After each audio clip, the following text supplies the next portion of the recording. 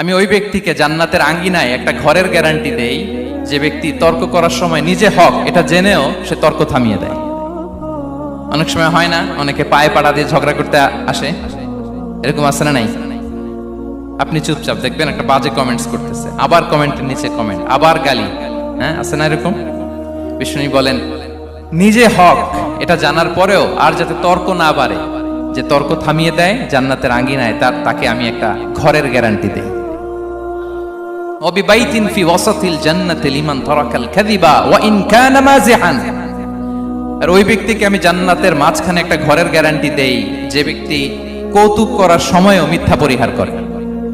করতেছে কৌতুক, ফান করতেছে আর হি ইজ কিডিং, পান করে কৌতুক করে, কিন্তু কৌতুকের সময় সে মিথ্যা বলে না। এই স্বভাব যাদের, তাদেরকে আমি জান্নাতের মাঝ বরাবর একটা ঘরের গ্যারান্টি দেই।